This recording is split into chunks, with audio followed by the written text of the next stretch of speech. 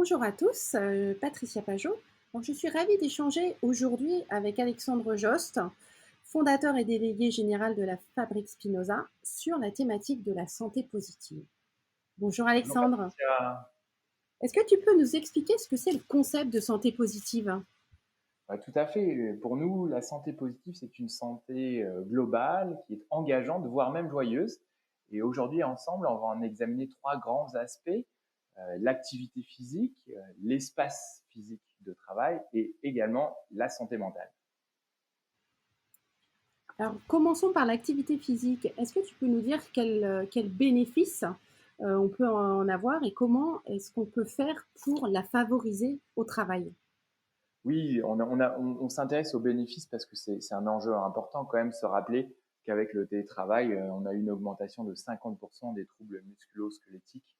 En 2020-21, nos corps sont abîmés, sont fatigués. L'activité physique, c'est majeur et on a besoin de se le rappeler. Quelques chiffres pour l'illustrer. Est-ce que vous vous souvenez que marcher 30 minutes par jour réduit le risque d'infarctus de 19%?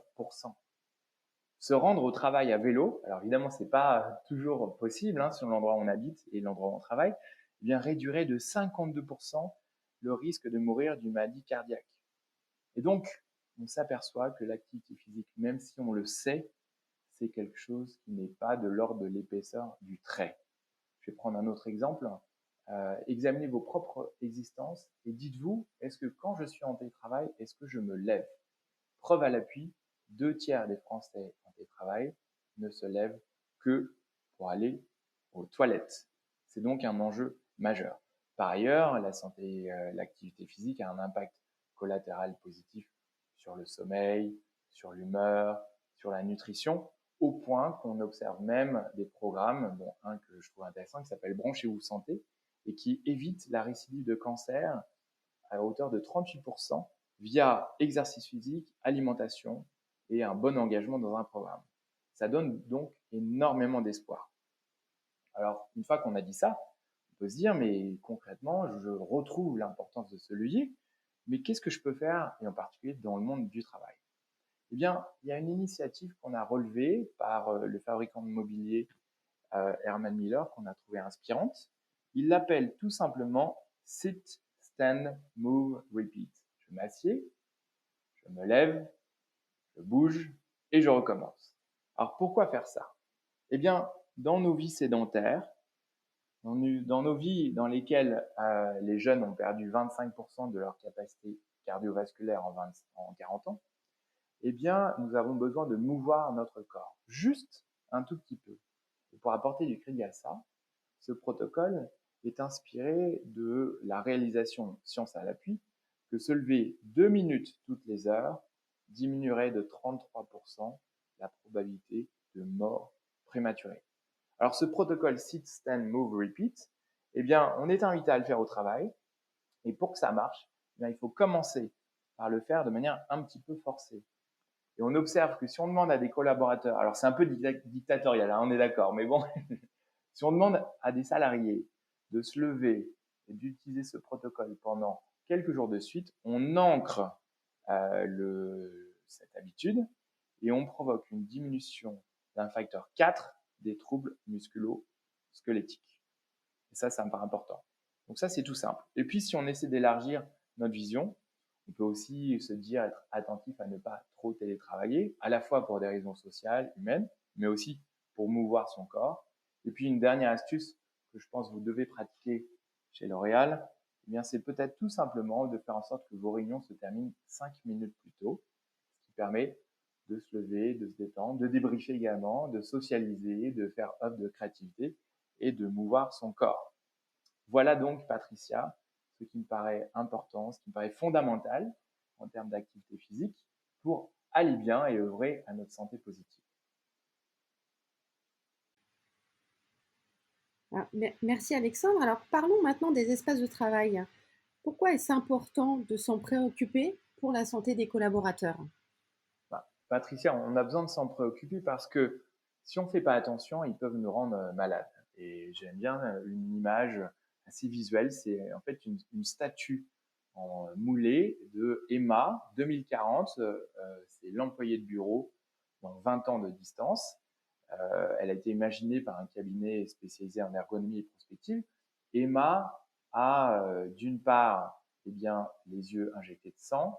Elle a également les jambes gonflées, le teint jaunâtre, elle est bossue et puis elle a même, incompréhensible, elle a du poil aux oreilles et du poil au nez. En fait, Emma, c'est ce à quoi nous ressemblerons si nous ne faisons pas très attention à nos espaces de travail. Et puis, une deuxième raison de s'en préoccuper, c'est que si les espaces de travail ne sont pas adaptés, les gens ne reviendront pas au travail. Et là-dessus, ce sont les experts et les statisticiens des espaces de travail, Lisman, qui nous le disent. Ils disent que 10% des bureaux les moins satisfaisants voient les collaborateurs dire qu'ils ne reviendront pas au travail physiquement à 90%. Et inversement, les 10% des espaces les plus satisfaisants, 90% des collaborateurs disent on a envie, on va revenir physiquement au travail. Voilà pourquoi ça compte pour la santé. Alors, je comprends bien, j'entends hein, l'importance de donner envie aux collaborateurs de revenir dans leurs espaces de travail. Alors, est-ce que tu peux nous donner quelques clés afin d'avoir des espaces de travail virtueux?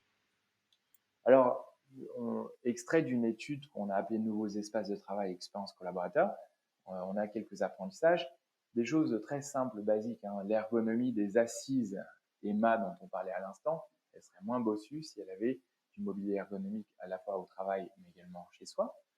Il nous faut surtout des espaces de travail qui sont adaptés, c'est-à-dire pour lesquels on a des pièces, des espaces qui permettent de réaliser l'ensemble des activités, se reposer, se concentrer, échanger, collaborer. Ça, c'est important. C'est ce qu'on appelle le activity-based working. Ça nous permet d'être concentré et de ne pas être stressé.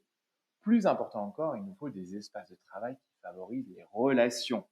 On est des êtres sociaux, on est des êtres de convivialité.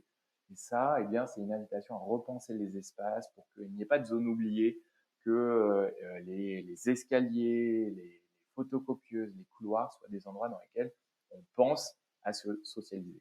J'aime bien aussi l'idée toute simple d'avoir, même si le mot a été diabolisé, des chief happiness officers, en tout cas des gens dont c'est le métier d'animer ces espaces de travail. Et enfin, pourquoi ne pas se dire ces espaces, on pourrait faire en sorte qu'ils soient conformes à notre ADN.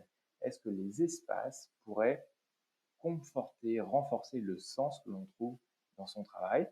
Et quand même, pour nous surprendre un petit peu, les gens qui trouvent du sens dans leur vie, y compris professionnels, diminuent de 23% la probabilité de décès, toutes causes confondues. C'est quand même fou. C'est assez dingo, en effet, Alexandre. Alors, concrètement, que puis-je faire moi ou mon équipe pour agir sur ces espaces de travail?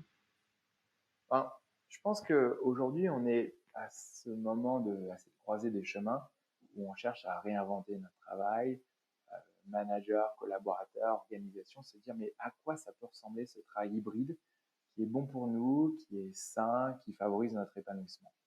Et donc, la première chose et la plus importante qu'on puisse faire, c'est se dire, et si on se mettait d'accord sur les règles de vie pour s'y retrouver? Comment faire en sorte que dans ce micmac de télétravail, le jour où je viens au travail, je ne sois pas seul dans les bureaux, que je croise mes collaborateurs. Et là-dessus, on observe dans des organisations des pratiques où, à l'échelle d'une équipe, d'un service, d'un département ou même plus large, les gens se disent voilà nos règles à nous pour convivialiser. De la même manière, il y a un jeu intéressant qui s'appelle Workplace Game, qui est un jeu qui aide une équipe à réinventer ses modes de travail sous forme d'études de cas un peu ludiques, de type Trivial Pursuit, pour se poser des quiz et voir comment on a envie de travailler ensemble. Et puis, puisque je ne sais pas à quelle heure vous écouterez ce podcast, mais se dire que il est fondamental, c'est presque un devoir d'entreprise pour le collaborateur et l'organisation de favoriser la sieste au travail. Et sachez que c'est la NASA qui est la plus grande organisation à conduire des recherches d'ampleur sur la sieste parce que c'est profondément bon pour retrouver son équilibre, se reposer, s'épanouir et en plus être créatif. Et puis, vraiment pour terminer, mon coup de cœur dans nos espaces de travail, c'est les renaturer. Et si on tirait parti du fabuleux pouvoir de régénération, d'épanouissement de la nature? Certains parlent de biophilie. La biophilie, c'est l'étude des bienfaits du vivant pour nous, membres du vivant, pour nous, êtres humains. Et quelques chiffres, 10 arbres dans un pâté de maison augmenterait l'espérance de vie de 7 à 8 ans. Avoir de la nature à proximité, c'est 8 à 12% de taux de mortalité en moins.